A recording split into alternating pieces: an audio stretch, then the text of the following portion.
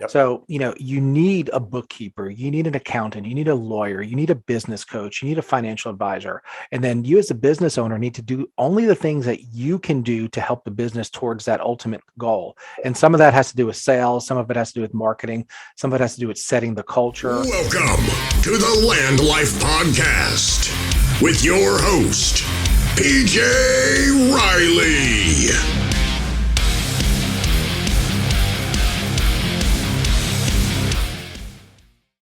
Hey guys, how's it going? My name is PJ Riley, and this is the LandLife Podcast. Guys, if you're getting value from this podcast, go ahead and leave a like, leave a comment, subscribe if you want.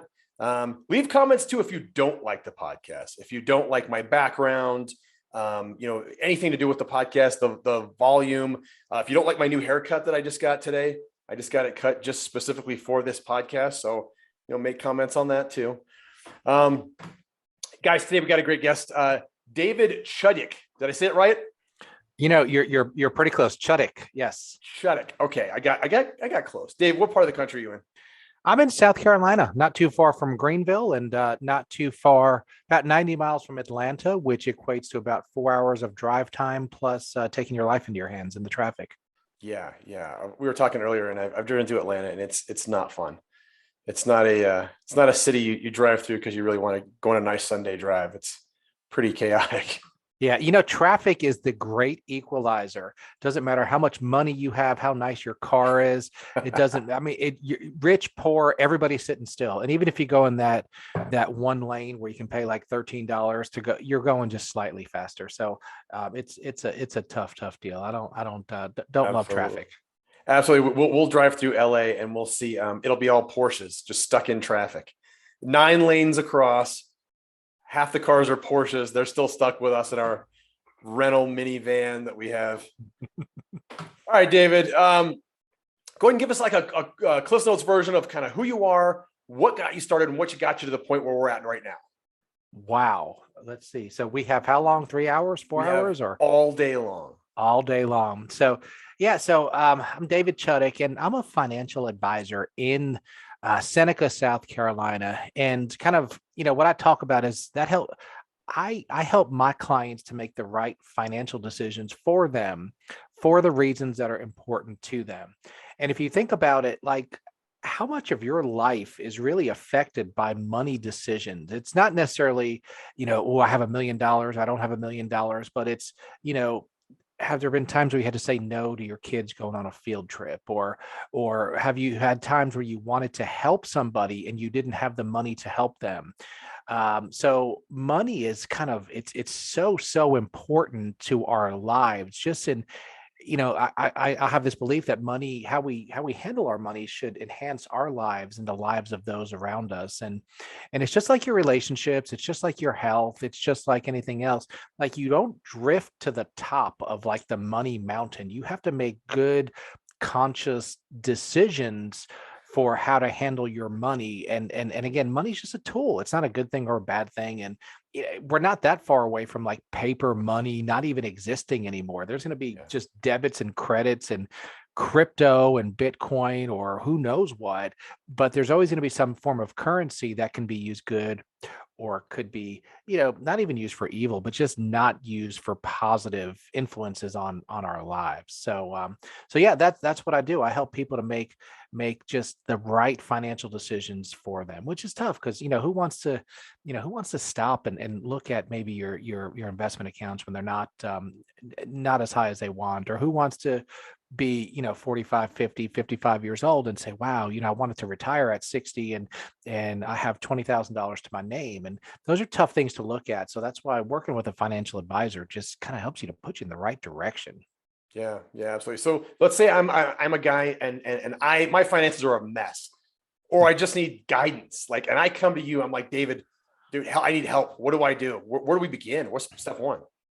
Yeah, well, the first thing is the truth will set you free. So regardless of what the truth is, and sometimes honestly, people are like, holy crap, I'm not as bad off as I thought I was. So first thing, you have to do with money or really anything else, right? I mean, you go to the doctor, they're going to take blood work to get baselines and they're going to weigh you. So we're going to kind of do the same thing. We're We're going to talk about, what are some of the things that are intangible? So what's important to you? Why do you want to get your money in order? What are some things that you want to happen? How do you feel when your money is in order? How do you feel when your money is not in order? If you're married or have relationships, what are some of the conflicts that you have that are money related? And what are some of the ways that money brings you together? And then, of course, we're going to look at all the actual measurable statistics. How much money do you have? How much debt do you have? How much money do you make? And just all of those kind of things. And then that's kind of the basis of a plan, right? I mean, you can't, you said you're driving in Los Angeles. Well, until you know where you are, how do you know how to get to where you want to go? So we got to kind of first know what the facts are. And sometimes they're depressing, sometimes they're not. But, I've heard it said that, I think it was Dave Ramsey that said, a lot of people who are kind of struggling financially, like, you don't open your bills because then you get to kind of like not really acknowledge that you owe that money. But the fact that you have a bill that's unopened on your desk, the fact that it's not opened yet doesn't change the fact that you freaking owe the money. So let's deal with it and let's move in the right direction. Absolutely. So are we checking out credit? We're looking at kind of your debt to income, I guess, like that. Is that what we're looking at first? Is that like the part of the baseline? Yeah. So we do a balance sheet, and a balance sheet is going to basically kind of list your assets and list your liabilities. And, unfortunately, we're in America, and America is kind of the land of debt. And I'm not one of those anti-debt, like all debt is bad. I mean, if there's debt, I mean, I own real estate rental properties that bring in income. So especially kind of, got lucky and the mortgages are literally 3%. So, I consider that positive debt, as long as, if the tenants move out, we can afford to float the payments for a little while if we had to. So that's fine. But if you have a 37% credit card bill on, dinner that you paid for 4 years ago at a restaurant that you couldn't afford, eating with people that you didn't like, trying to impress them, well, then, maybe we need to get that knocked out. So we do a balance sheet first, and that's kind of a basis. And then, you have cash flow analysis. So, people look at, sometimes budget is a word that people don't want to talk about, or I don't know. You got to tell your money where to go, but you also have to figure out where your money is going. So look back like last month and say, where did my money go? And, your financial reality is different than my financial reality. My financial reality is different than somebody else's financial reality.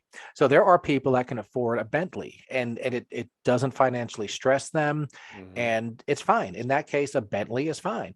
I don't know about you, but I can't afford a Bentley. So a Bentley in that case would be really stretching me, and it would put a horrible stress on my marriage because we couldn't afford it.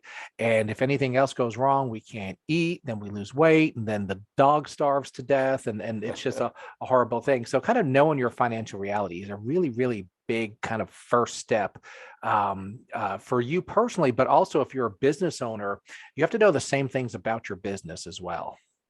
Yeah. Yeah. So I see a lot of people driving around in cars, not necessarily Bentleys, but in nice cars. They have nice homes. They seem to have a new boat every year. What percentage of the country or in your business is in debt, are buying these things on credit, are buying these items, these extra things on credit, and they're so deep into debt just to look like they're wealthy or they're a big baller? Sure. Well, I can give you an example. My office also, I work with clients in investments and financial planning, but we also have kind of a department that handles home insurance, auto insurance, things like that. So my office manager was working with somebody who they had bought a lake lot, and I think spent $300,000 or $500,000 on the lake lot, that's just what they cost, and that's fine. And then spent, I don't know, $900,000 or $1 million building the house. So they were going to. So she tells him the construction loan was ending, and then it was going to become a permanent loan. And she told him, okay, so the home insurance needs to go in effect now, and it's going to be $1,500 or $2,000 or $1,000, whatever it was. And this guy literally said, I'll have to wait until Friday to pay that. Just spent $1.2 million putting a house on correct. the lake. and can't come up with $1,000. And we could have broken it up into, 12, 1/12 of that. So 100, $150, whatever, literally was cutting it that close. So dude's not a bad person. Yeah. He's not, God loves him just like he loves me, but guy's just basically buying something that he can't afford. Now, there are other people that could have just paid for that, and thought it wasn't even not that nice of a house. And there are other people that could never even dream of getting that situation. But this dude was beyond what his reality was and just overstretching him. So if you could imagine, he probably barely qualified for that loan when you're looking at ratios and everything. And, things like COVID happen. I mean, things like layoffs happen, things like sometimes laws change and maybe a company has to lay off people because some law changed. And so things happen that are both in our control and out of our control. And when you don't have literally, $150 extra cash on a $1.2 million home, it's like, yeah, you probably could have bought the $500,000 home, which in this part of the country would still be a beautiful house, and then have some financial margin. Because think about, like, how often have you been stressed about money? It stinks, right? I mean, when when you put yourself in that position to like overextend yourself, and that's where like the stuff becomes bad, when the stuff is too much for what your reality. Nothing wrong with nice stuff if the nice stuff doesn't have you, but if you're kind of the point where you literally don't have, a couple $100 extra on $1 million house, then that stuff, whatever the reason, you shouldn't own that specific house because it's just not within your reality. Sure. Yeah. I feel like I see it more and more lately over the past maybe 3 or 4 years. Everybody has to it's like keeping up with the Joneses is the old term. And it's like, everybody's got a new boat. They've all got the new cars. You got to keep upgrading your home, no matter the cost. You just got to keep doing it. And then I noticed, I was watching the news the other day, and they said that savings, the amount of people's savings has dwindled so low that it should run out by October, November of this year. So are you seeing that as well on your end, or is this just kind of media hype? Well, what you have to remember is the people.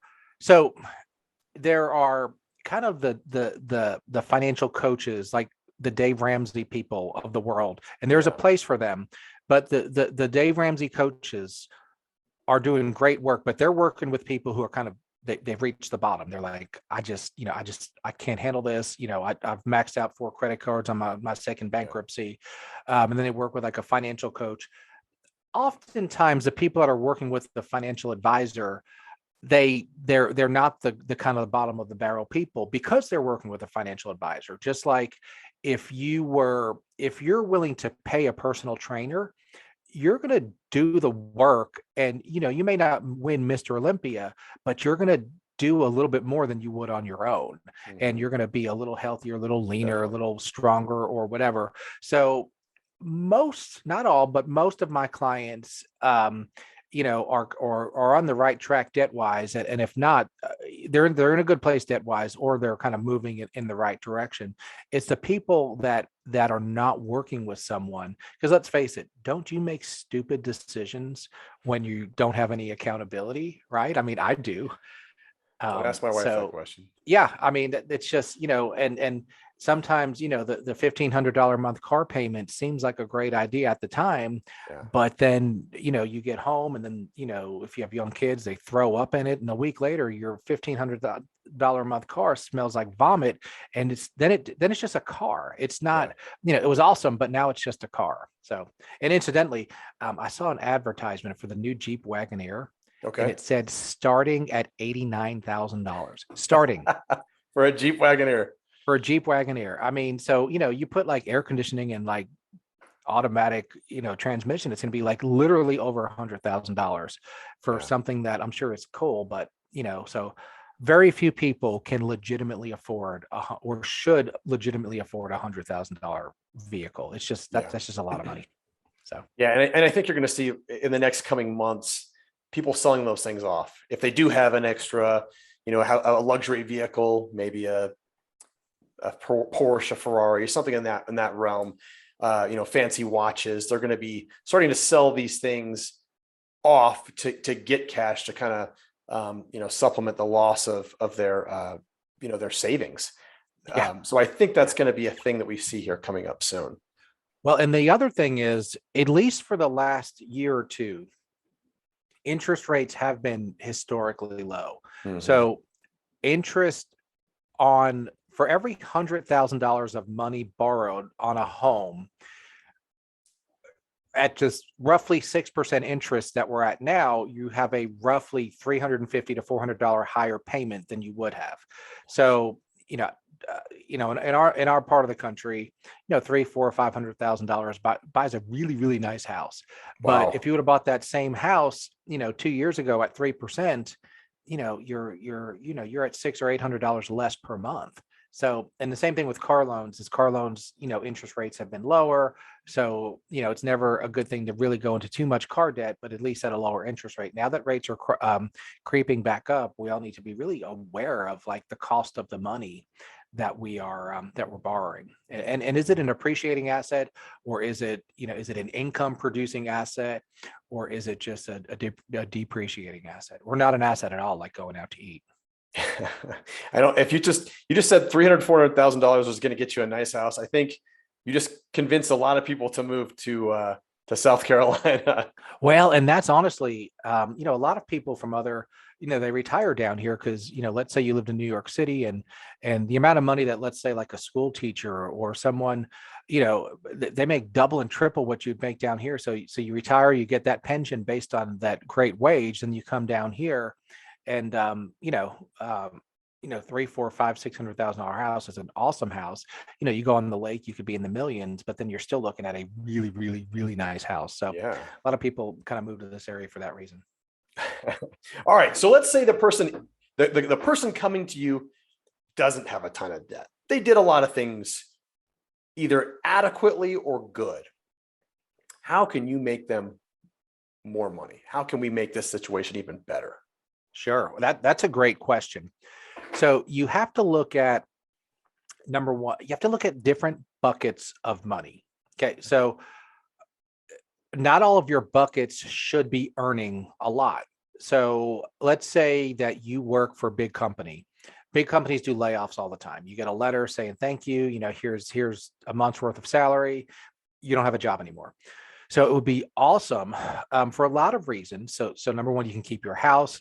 Number two, you can feed your kids. Number three, just so maybe you and your wife have less stress. It would be awesome if you had 3 to 6 months of living expenses. And I'm talking bare minimum living expenses. I mean, if someone got fired tomorrow, going out to nice restaurants needs to not be an option, but, paying mortgage, paying, kind of the basics. So if you think about like how much less stress you have if you have 3 to 6 or more months of cash in the bank. Now the cash is getting 0.00001% interest, but that's okay. That's what it's designed. It was not designed to do that. We'd like to have it earn something, but that's just not reality right now. But think about the people like when COVID hit. Yes, eventually the government sent you some money, but it took a little while. And, the people who were like literally, I'm supposed to get paid on Friday. It's Tuesday now, and I have no money. Again, you're not a bad person. It's just, that's a lot of stress, and you don't want to be in that situation. And then look at the other people that during COVID, the money stopped and they're like, okay, this stinks, but I have 6 months worth of money. So we're going to spend less money. But we're going to be okay. And again, like, you're not a good dad. You're not a good husband when you're stressed. You're not. So money, if you can take money stress away. So cash. Absolutely. Cash, first of all, kind of takes stress away. It doesn't grow, but it takes stress away. Then the next thing is you have to look at like kind of your core long-term investments, and you have to have a risk management process, and you have to have kind of a way to determine which investments you're picking. So a lot of people might say, you know what? I mean, I have an iPhone, right? It's an Apple. So I like my iPhone. So I should buy Apple stock because my iPhone's awesome. Well, that in itself is not a great reason to buy Apple. There have been plenty of great products who were produced by companies that just were not strong financially, and then they go out of business. So, you need a process for picking securities for kind of your core core investments, your kind of your retirement. And a good rule of thumb is either hire someone, a financial advisor, or at the very least, always write down why you are buying or why you are selling a security. Okay. So I am buying this particular company or this mutual fund or this ETF for this reason. And, because it's a cool product isn't the only reason why you should buy something, because lots of companies that make cool products go out of business. So, do some fundamental analysis, look at the company's financials, things like that, and then just make an educated guess on why you're buying that company. And the same thing when you sell. Why am I selling this? Is it because I'm just afraid, or are there actual legitimate reasons why this company maybe, again, has too much debt, or there's a competitor coming out with a product that's going to do better, or there in legislative changes coming? So, as you can imagine, let's say that the government put out huge incentives for like electric vehicles. Well, certain stocks are going to do really well because of that, and certain stocks are going to not do well. So to kind of look at the legislative environment is important as well. So I mean, you can do it on your own, and there are lots of ways to do it, but it's kind of like, again, you go back to that personal trainer. When that personal trainer is waiting for you at 6 o'clock in the gym, you show up. And especially, like, I don't know about you, but like, I'm a dude and I'm like, I'm not paying someone to handle my money. I can do, I mean, I'm going to do my research, and then you don't, and then, we're all busy, and then it just gets overlooked. So it can be done. And then finally, like another bucket, not looking at the kind of your typical stock and bond portfolios is real estate. So real estate produces income typically. I mean, if it's rentals. So, we own a property for our son to live in college, and we have tenants that are paying, they're paying the mortgage. So, instead of paying his rent of $600 or $700 or $800 or $900 a month for a college kid, we're making $200 or $300 per month. Plus, in theory, the home's going up by a couple $1,000s, a year in value. So, when he graduates in 3 years, we can probably sell the house and walk away with $50,000 or 40 or 60 or whatever it is. But along the way, we've not been spending money because we want to do what we can to have him graduate without debt.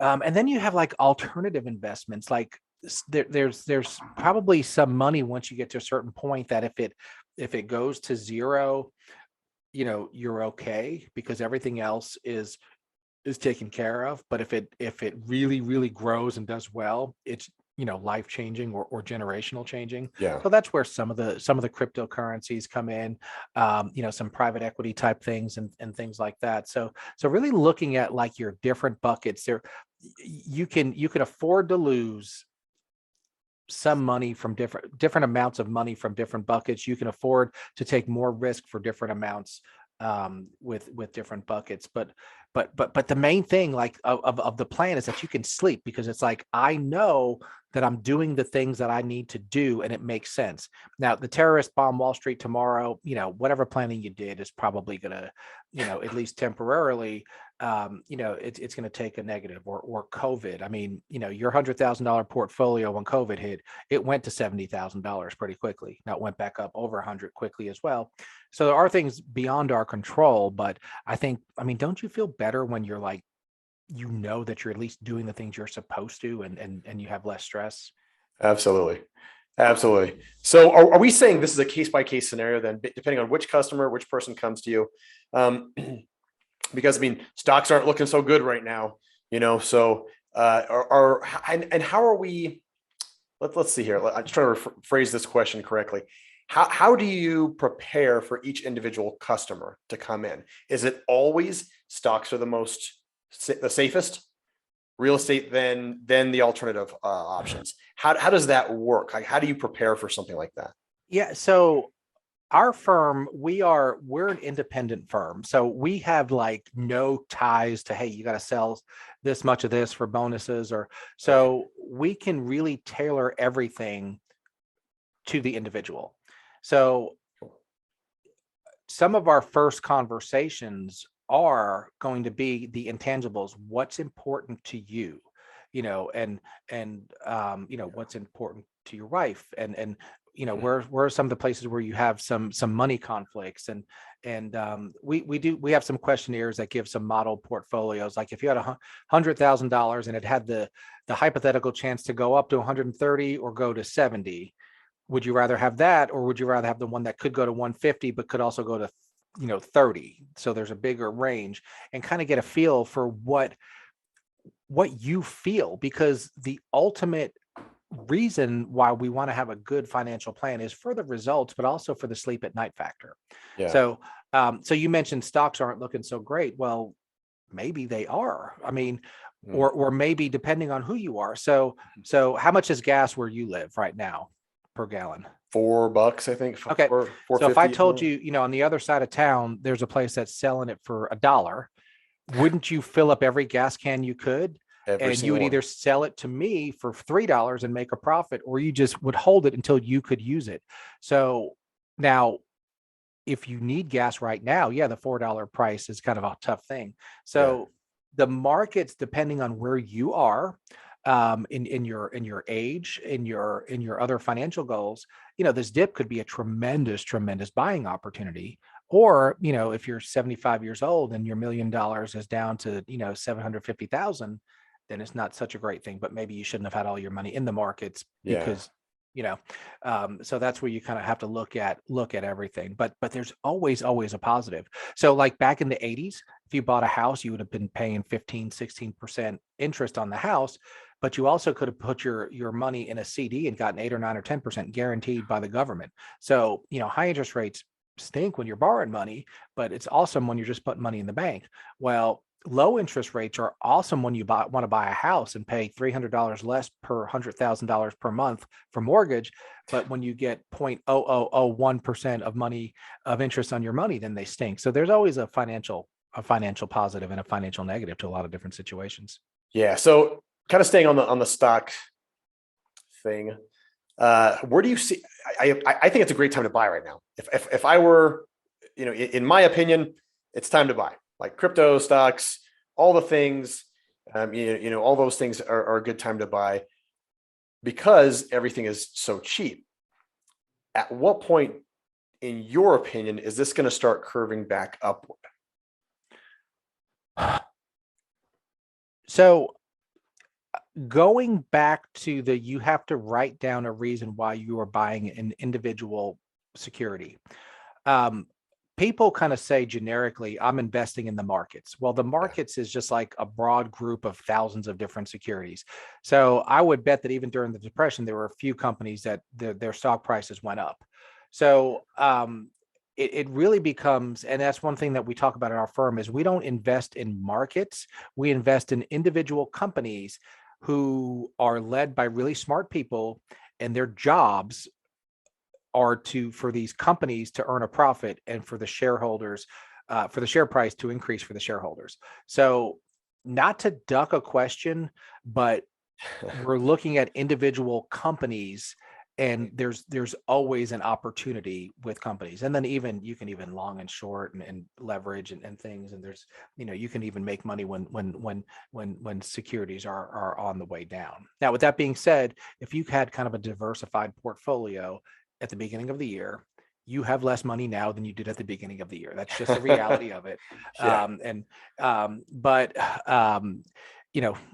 Again, if you're in your 20s and 30s and 40s, and this is money that you don't need for a while, this is a great time to dump a lot of money in to wise investments potentially, because you are potentially buying at a discount. And you have to remember, like, stock prices are based on emotion a lot.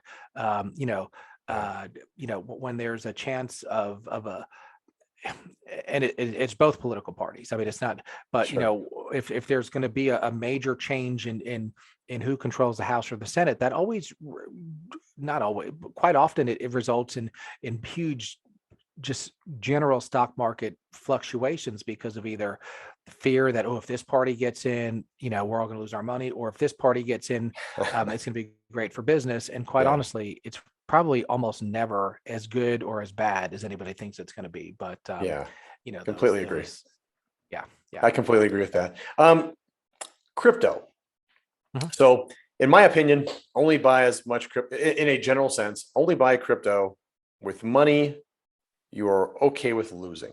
So I bought a decent amount of crypto at the end of last year, let's say October-ish. Man, things were rocking. It was going up. I was going to get rich. And then December-ish came, and it hasn't looked the same since. Uh-huh. Now, it was fine because it was an amount of money that I didn't want to lose, but if I did lose it, it's not the end of the world, right? As far as the crypto market as a whole, and it's kind of the same question, I guess.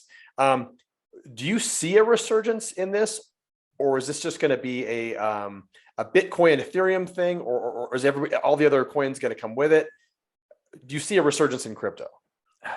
I do, generically speaking, because yes. I do feel like over time, cryptocurrencies, primarily Bitcoin, but possibly others, are going to be a generally accepted form of currency. Now that's a good thing and it's a bad thing. Yeah. It's a bad thing if I'm selling sex slaves literally with money that's untraceable. That's a really, really bad thing because it's hard to catch me. Or if I'm selling nuclear weapons to terrorists and getting paid with Bitcoin that is virtually untrackable, it's a really, really bad thing. Now, if I'm someone who just feels like, untraceable money and the government not knowing where I'm spending my money is okay, and I just want freedom, then yeah, I mean, there's no harm in that. But kind of the untraceableness of cryptocurrency definitely has some negatives. I mean, there's no question. It makes crime easier. Not that money laundering, if you watch Ozark, can be done even with paper money. Crazy. But it is. But over time, cryptocurrencies are going to become a legitimate form of currency. Now, going back to my Apple example, if you buy a share of Apple, I mean, you own whatever it is, 20 millionth of a company, but you own something. You own part of their assets, and you're entitled to a small chunk of the earnings, and you own something that is literally tangible. Currently, with cryptocurrencies, you own something, but it's only worth what I might be willing to give you for it. And it's not, I mean, it is an asset, but it's not a piece of a company. So you're owning something less. So until there's some more kind of straightening out of the market, but I think over the long term, I've lost money in crypto this year, just like everybody has.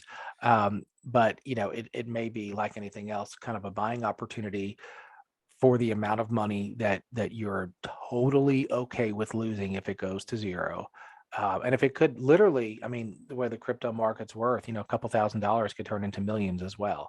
But the scary thing is, when Bitcoin becomes, more and more mainstream as a form of currency and purchasing power, these fluctuations of the value of it. I mean, you go to buy something that's like, well, I can buy less of that product today with my Bitcoin than I could have yesterday, or I could buy a lot more of it because the value of my Bitcoin went up. So it's going to be interesting for sure.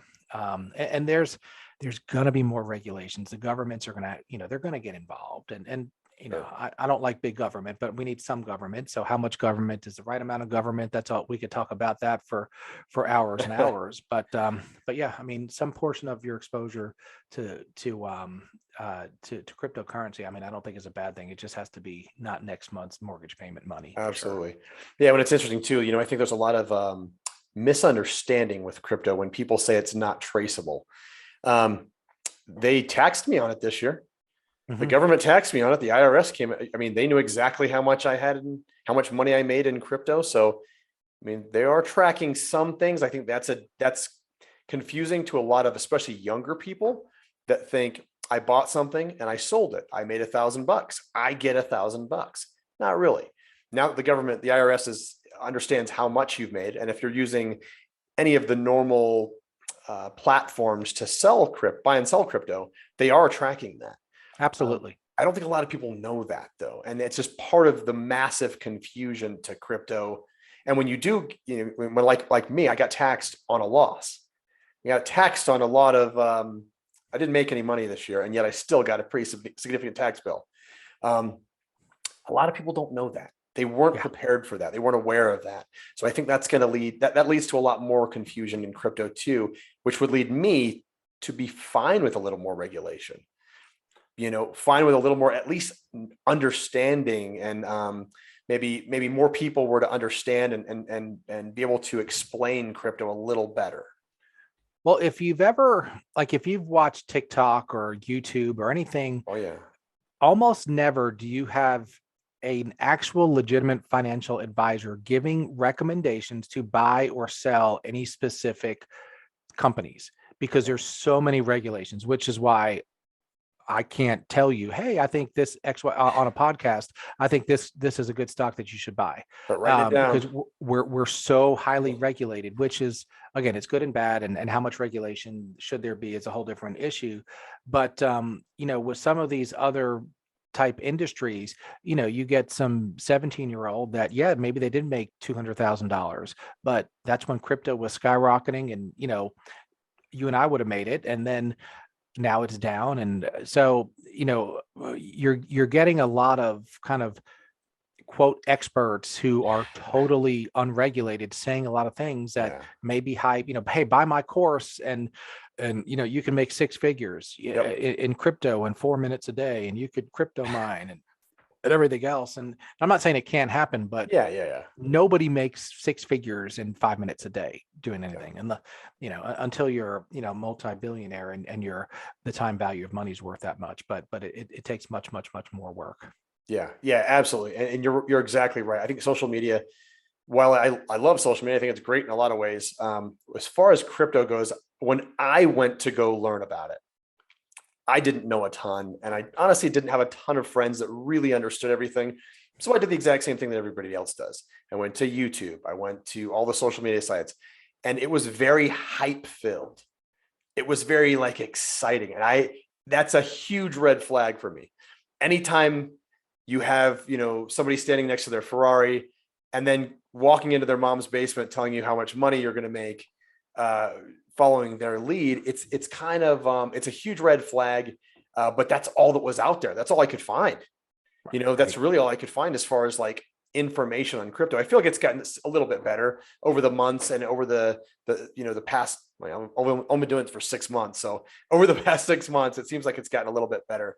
But it was very confusing and very hypey. It is, and one of our firm's actual kind of core beliefs with investing is you have to take the emotion out of it. So, that's kind of the complete opposite of watching some hyped up TikTok video with probably some girl in a bikini and, just stuff that, isn't necessarily a reason to buy it. So going back to, you should be able to write down some reasons why you're buying a security. Well, same thing with, if you're buying Bitcoin, you need to be able to verbalize why you're buying it, and not just because it's the cool thing. There have to be some reasons why you think it's the cool thing, and then it may be a good investment. But if it's just because, hey, I saw that, they were talking about on the news and Elon Musk said I should or I shouldn't, or, those in themselves are not good reasons. Yeah. So I want to shift gears real quick. What is the value builder system? Value builder. So if you think about it, most business owners, their biggest asset is their business itself. And then of course they have some they may have rental properties, they may have, IRAs, 401ks, things like that. But value builder system is a way that I work with business owners to kind of improve the value of their business so that they can sell it for more money when they're ready to sell, or they can have an easier, more profitable life today. So if you think about, let's say you have you're a one-person grass cutting business, and you come to me and say, hey, would you like to buy my grass cutting business? I would say, yes, I'll pay you for the value of that lawnmower. But beyond that, there's nothing to buy. There's no recurring revenue. There's no systems in place. You're basically working for yourself. Now, let's say, in another scenario, somebody comes to me and says, I've built this lawn care company. We franchise it out. We have systems and processes. Everybody has a contract. I, as the owner, am not involved in every single decision, so I can actually take time off.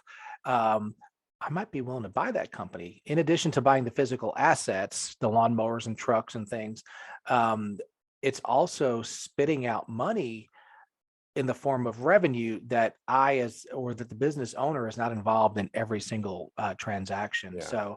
So, many business owners say, I'm building this business and I'm 40 or I'm 50 and I'm going to retire at 60 and I'm going to sell the business and then that's going to fund my retirement. Well, number one, you've got to go back to the reality. Like, what is your business actually worth? And it's not worth what you think it is. I'll guarantee it. And number two, are there some things that you can do to increase the value and sellability of your business? And that's what the value builder system is. So I didn't want to neglect as a financial advisor, the biggest asset that business owners own. I want to help them to grow that asset, just like we're trying to help them to grow their IRAs and their mutual funds and their stock portfolios and everything else. So it's a pretty cool thing. Yeah, I think a lot of people too, they're especially initially, they are in their business. They're working in their business. They are involved in the day-to-day everything.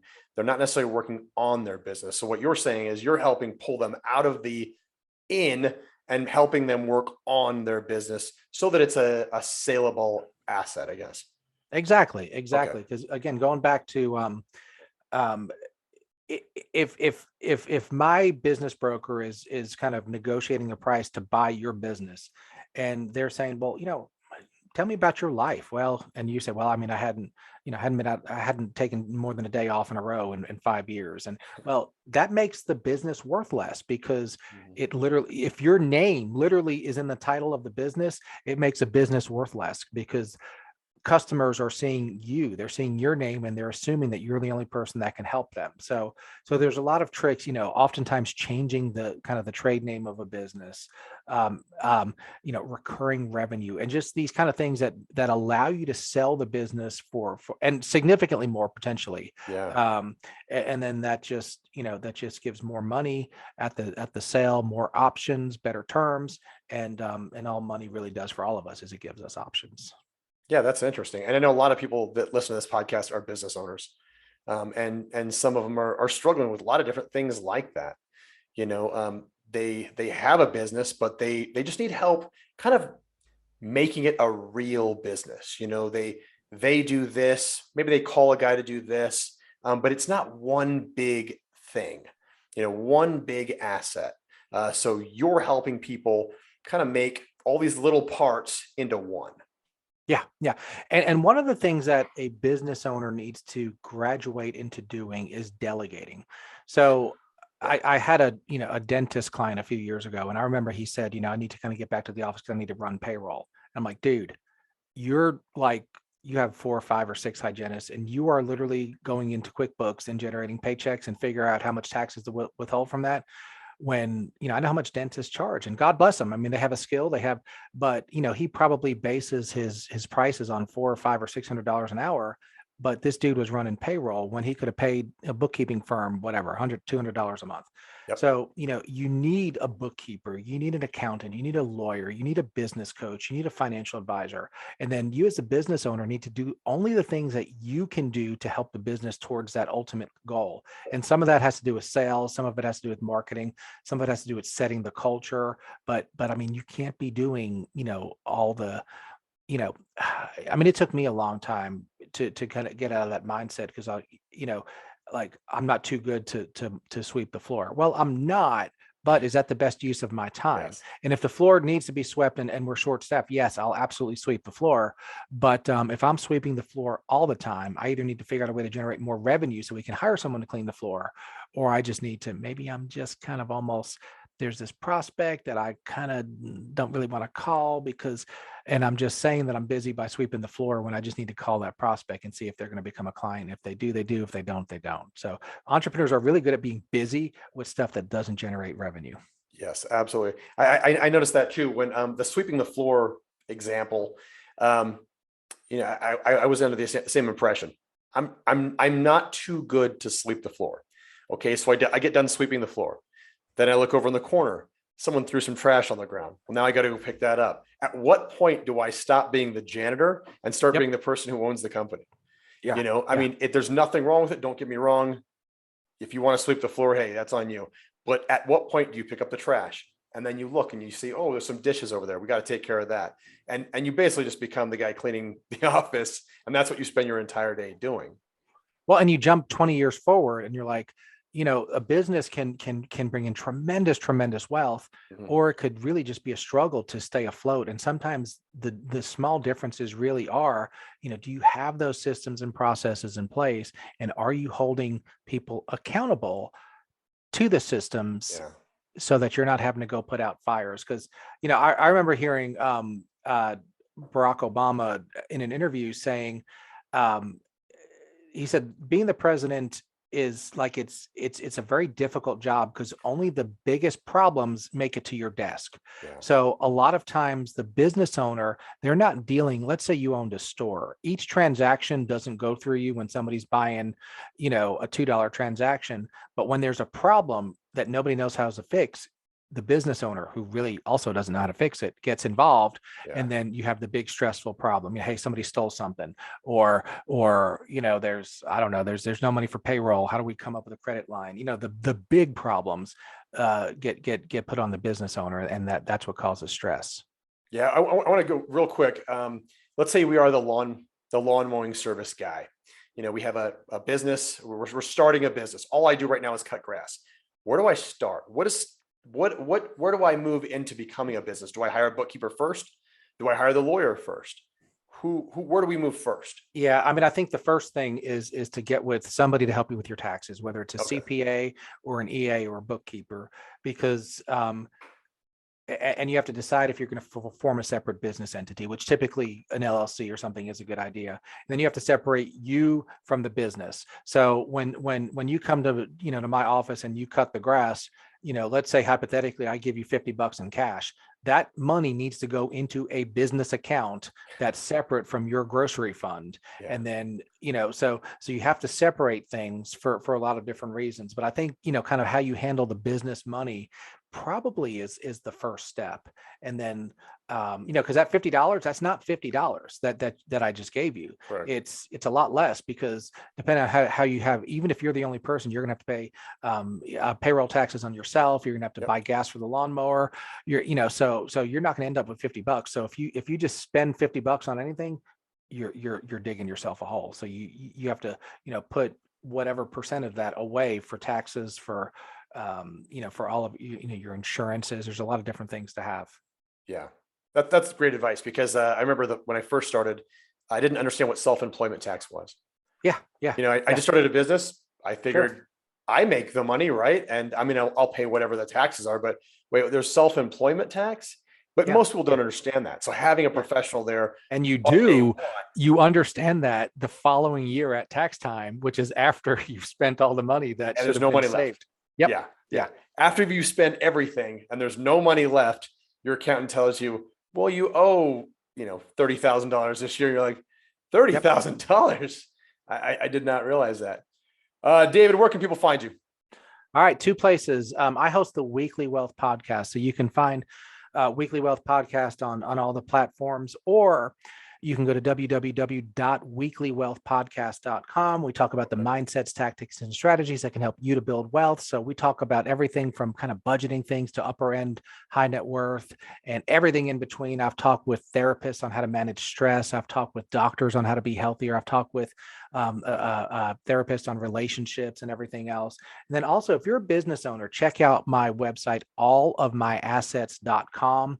And that kind of talks a little bit about how to manage your business as an asset as well. So Weekly Wealth Podcast, allofmyassets.com, or you can just email me, david@parallelfinancial.com.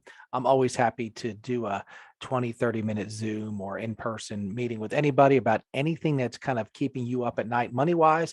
If there are some next steps, we can talk about those. But sometimes, just I can point some general guidance just off of a 30-minute conversation. That's awesome. That's super helpful. Thank you for doing that too. Guys, all that information will be in the show notes as well here at the bottom of the screen here. So, David, anything else you want to talk about before we wrap up? No, just, use your money to make your life a better place. Don't be, if you've ever seen any of the ESPN 30 for 30 broke, where it's about athletes, and you might think, what kind of an idiot would spend $20 million and go broke? Well, I probably would. You probably would, because Yeah. you've never been there. Yeah. So it's not, very rarely is it a problem of income. It's almost always a product of just poor management. So Mhm. don't neglect the little things in your life. Don't neglect your relationships. Don't neglect your health. Nobody gets fat from one Oreo, but people do get fat from 10 Oreos a day over the course of a year. Yes. And nobody really goes broke very often from one bad financial decision. It's just kind of the compounding. I spent $5 here, $7 there. I wanted a nicer car than I could afford, so I borrowed more money than I should have, and I started a business, and I didn't learn about payroll taxes, so I didn't plan for that. And then you're like, holy crap, I owe a bunch of money, when if I would have just planned for it. So don't neglect the small things, and get help from professionals. Excellent, David. Great advice there. Okay, here's the big question. All right, You ready for this? I'm ready. Here it is. We are LandLife. I buy and sell land. Not exciting, just trees and dirt. If you, David, could buy land anywhere in the entire world, where would it be and why? So that is a super interesting question. I have a sister-in-law and two nieces that live in Switzerland, and Oh. they just were here visiting. And interestingly, they wanted to do something American, so we went to a gun range. We shot guns, and they thought it was the coolest thing. I think there are some beautiful places in Europe that would be awesome. But I would almost say that instead of buying I don't know, I'd work from like everywhere. Okay. Once the kids are grown, have laptop, have Wi-Fi, will travel. I mean, I think there are so many beautiful places in the United States. I mean, even seeing things like, the Middle East and some of those cities that they've built like out of nowhere, and then Yeah. seeing, so I don't know. I mean, the world's a beautiful place. It would be interesting. And the digital nomad thing would be kind of cool. Yeah, absolutely. I know guys that do that. Have you looked into that, actually doing it? Like, as far as, have you put any plans in a place to make that happen? Oh no, I mean, I don't like traveling that much. It's like it's like one of those, pie in the sky things that seems Yeah. awesome until you have to wait in line, in an airport. And you're like, you know what, I'm just gonna go back to my house in Anderson, South Carolina, and watch the Travel Channel. And There you go. yeah. But Look up Fiji online. look up Fiji. I mean, getting to the destination I don't love. I mean, airports are just not fun places. Not fun at all, especially international travel. It is long and it's not fun at all. Yep. Yeah. Yep. All right, David, thank you so much. Guys, till next time on LandLife. Awesome. Thanks for having me.